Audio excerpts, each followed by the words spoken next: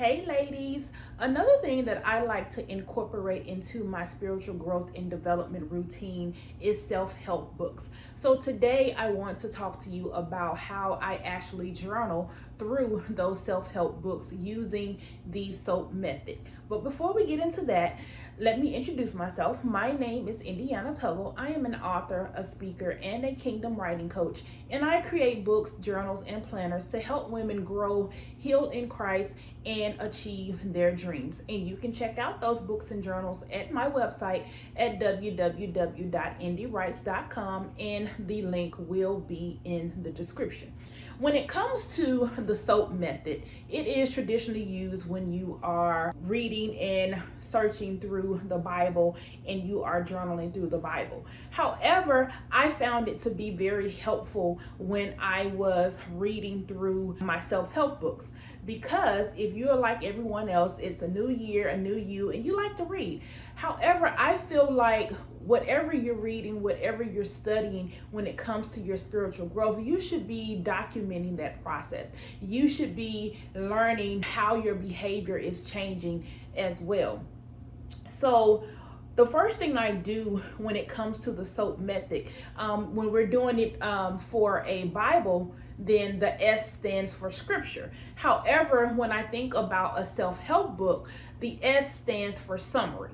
Now, you can summarize section by section, or you can summarize chapter by chapter, depending on how the book is written, as well as how long the chapter is.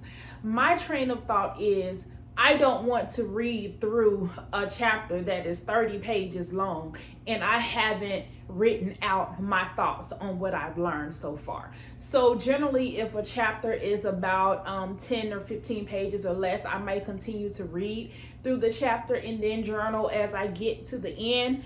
But if it's longer than that, then I may summarize as I go through sections, because I tend to be drawn to those authors who kind of write like I write. I write in sections. My one chapter for me may be 4 or 5 different topics or sections, right? So as you summarize, then summarize using what actually caught your mind, those key points within the chapter that the author was trying to make, and make sure that you are getting a clear understanding of the concepts that they're trying to convey. Now, when it comes to the O in the SOAP method, which stands for observation, and that is still the same, but I want you to journal about what stood out to you. And what I like to do in this section is to go back and write out those quotes that I may have highlighted, because I know if y'all are like me, when you're reading through a book, you're gonna have your highlighter out and you're just highlighting different things as you read that stand out to you. Right now, if you're one of those highlighters that you highlighting whole paragraphs and a whole couple of pages at a time, you might not want to write out that. But will also help you be more strategic, to where you're not just highlighting the entire chapter or the entire book. So once I highlight those quotes, I also write out why those quotes stood out to me.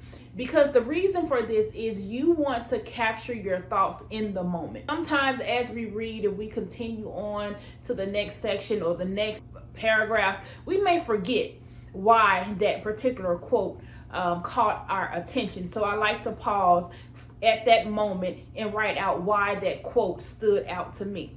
Then when you get to the application part, again, how can you apply it? What immediate action can you take to help you to show that you actually learned something, that you're actually going to use that going forward in your life?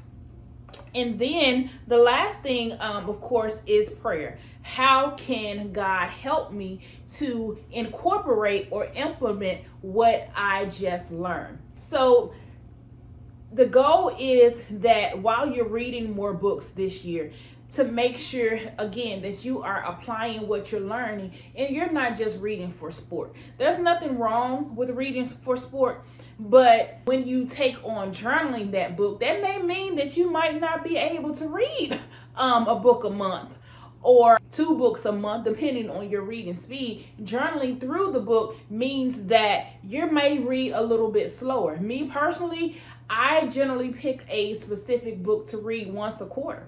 And that's because number one, I am a slow reader. Number two, I journal a lot through the books. And then number three is because I want to make sure that I'm grasping something, right?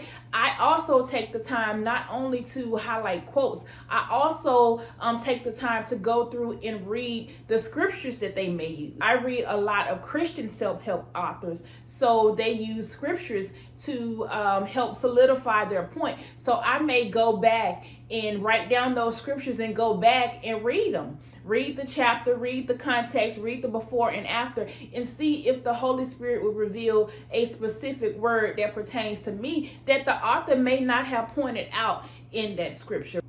Because your thoughts and behaviors are being transformed as you soak in more knowledge, as you obtain more revelation, you want to enjoy that process. You don't want to speed it up. So take your time as you're reading through the books, regardless of what you decide to read, whether you're reading a Bible, whether you're reading a self-help book, whether you are listening to a sermon that you've found here on YouTube.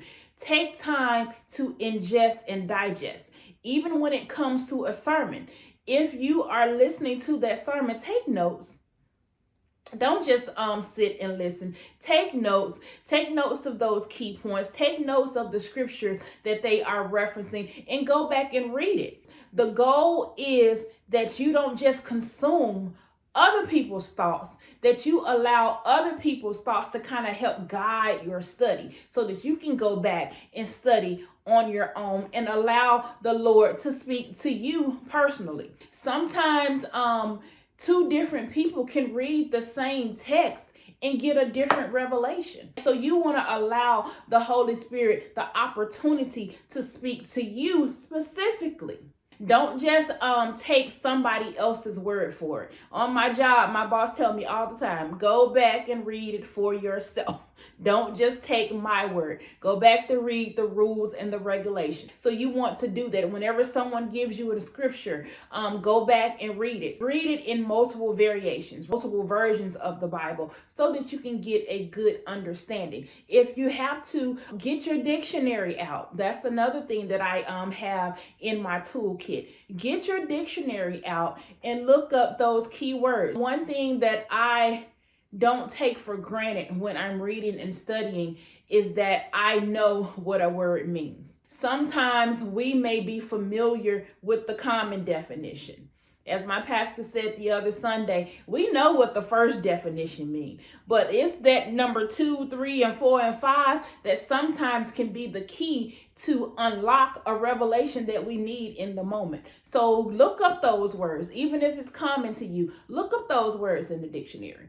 Now, if you're a theologian and you read and you study the Bible and you prefer to look up words in the Greek and the Hebrew, nothing wrong with that. However, that's not always what I do. Sometimes I may use the regular dictionary because I'm using a version of the Bible that has already been translated to the English equivalent. So I always take that into consideration. Now, if you use the King James Version when you study, then you may want to look up that word in the Greek or the Hebrew, depending on whether you're in the Old or the New Testament. But I want you to know at the conclusion of this video that there are various ways that you can get to the growth. When it comes to a topical study, I want you to immerse yourself in that topic. That's why I'm giving you different ways. Use your Bible. Use your sermon series from your favorite pastors. Use books from your favorite authors or respected people in that field. Use that.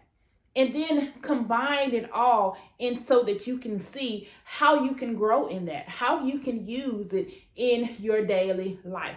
Okay? Now, if you made it this far, I want you to click like, click subscribe, and join me back here next week for another topic. Smooches.